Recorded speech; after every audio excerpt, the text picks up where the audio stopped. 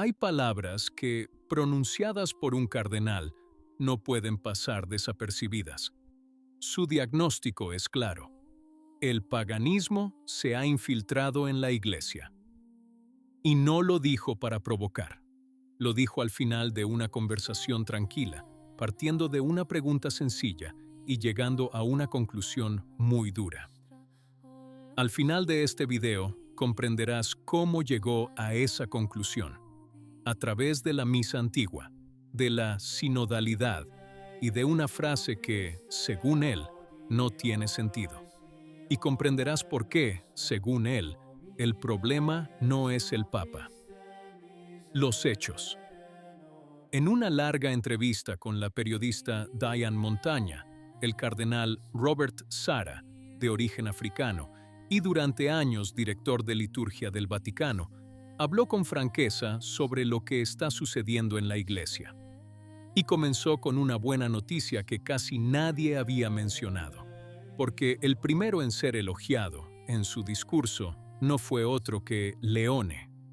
Sarah recuerda que el Papa escribió a los obispos franceses animándolos a ser más receptivos a la misa tradicional, y ella lo aprueba sin reservas. Me parece que el Santo Padre hizo bien en escribir a los obispos franceses, dice, animándolos a ser más receptivos a la misa tradicional, porque es una misa que hemos celebrado durante siglos. Y añade un pasaje que casi suena a advertencia. Lo que se escribió a los obispos franceses debe aplicarse a todos los obispos. Sean más abiertos para no crear divisiones innecesarias.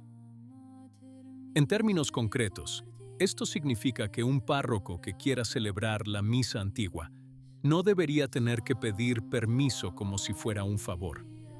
Y una comunidad que la aprecia no debería ser tratada como un problema que hay que controlar. Y aquí radica el punto que cambia la perspectiva de todo el asunto. Porque, según la interpretación del cardenal, la responsabilidad no recae en el Papa. Debemos seguir lo que dice el Papa León. Afirma, no ser tan hostiles hacia algo sagrado, bello, que fomenta la reflexión. En otras palabras, el Papa abre y los obispos cierran. Ahí es donde se atascan los frenos, según Sarah. Luego viene el golpe, y son unas pocas palabras que valen más que un tratado legal.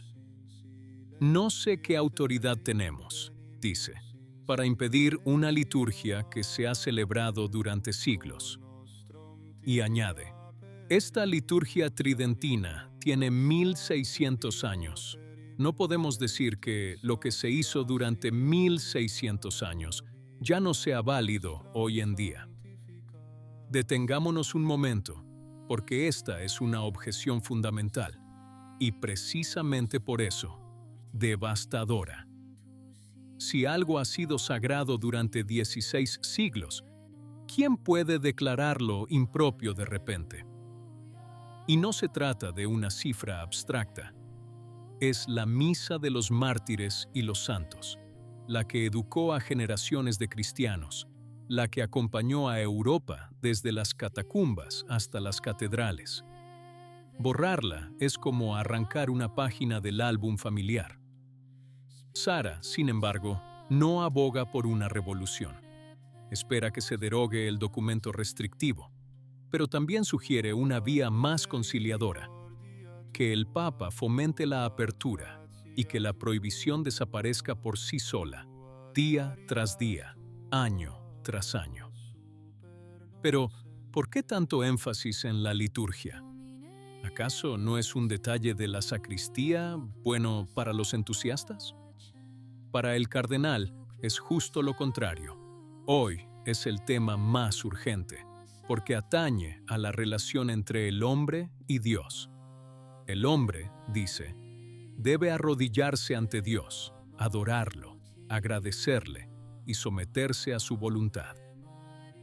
Y añade una frase que debería hacer reflexionar a todos los párrocos. Necesitamos una liturgia sagrada, no un juego. no entretenimiento. Luego, el cardenal pasa a la palabra que ha dominado estos años, y aquí no se anda con rodeos. Nunca he entendido este cambio, el de llamar a la iglesia sinodal, afirma. Siempre ha creído que la iglesia es el cuerpo místico de Cristo, madre, maestra y esposa. ¿Por qué darle otro nombre? Y la pregunta no es formal. Porque un nombre no es una etiqueta, describe una realidad. Si la iglesia se vuelve sinodal, el centro de gravedad se desplaza de la enseñanza de Cristo a la asamblea que debate. Es el mismo riesgo práctico que denuncia Sara.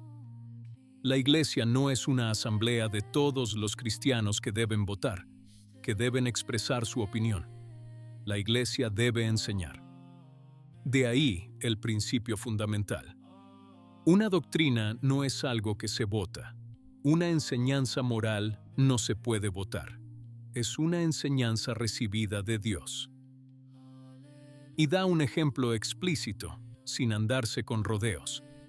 Algo no se vuelve correcto solo porque la mayoría lo declare así, cuando el Apocalipsis y el Catecismo dicen claramente lo contrario. Luego llega al documento del momento, el texto final de un grupo de estudio del Sínodo, el que aborda precisamente estos temas. Sara pide que el Papa lo examine antes de su publicación. Su preocupación es clara, que un grupo occidental, con una sensibilidad marcadamente occidental, imponga su propia postura a la Iglesia Universal, como, según él, ya ha ocurrido con Fiducia Supplicans, y advierte, habrá reacciones adversas. Y el precedente tiene un gran peso. Ese documento provocó una reacción unánime de los obispos africanos, quienes declararon públicamente que no se aplicaría en sus tierras, una división que nadie había previsto y que Sara teme que se repita. Y plantea una pregunta que, como africano, tiene un peso particular. ¿Quiénes conforman ese grupo? ¿De qué naciones? ¿De qué culturas? Africanos, asiáticos, europeos, oceánicos. Pero también aquí cabe destacar que la conclusión no es un ataque contra el Papa. Se trata de una cuestión de confianza.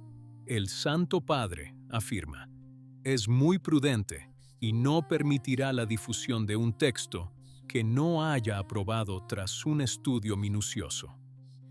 Y aquí llegamos a la frase que da título a todo el asunto. Sara relata la única vez que se sintió obligado a criticar al Papa Francisco.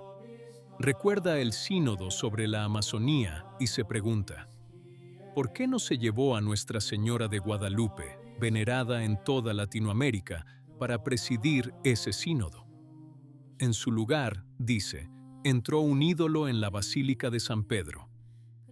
Y luego el viaje a Singapur, donde Francisco dijo que las religiones son como diferentes caminos, como lenguas o dialectos, que todos conducen a Dios. Aquí, Sara plantea la objeción que nadie puede evitar. Pero entonces, ¿qué sentido tiene la encarnación? Y si ese fuera realmente el caso, añade, Cristo estaría mintiendo cuando dice que nadie va al Padre sino a través de Él. Es a partir de este razonamiento que surge la conclusión, es decir, el paganismo entró en la Iglesia. Pero el principio que defiende Sara permanece, y no cabe duda. Nadie puede cambiar la doctrina de Cristo. No es nuestra, afirma, y no hay ningún cambio de paradigma. ¿Qué nos queda entonces a nosotros, que observamos todo esto desde cualquier parroquia? Queda una tarea sencilla y ancestral: arrodillarse, adorar, proteger lo que se nos ha confiado, sin tratarlo como un juego. Porque si, como teme el cardenal, algo extraño ha entrado realmente en nuestro hogar, la respuesta no es la ira, es volver a hacer lo que siempre hacemos bien, la oración, lo sagrado, la fidelidad. Y orar por el Papa, para que mantenga la prudencia con la que cuenta Sara. ¿Qué opinas?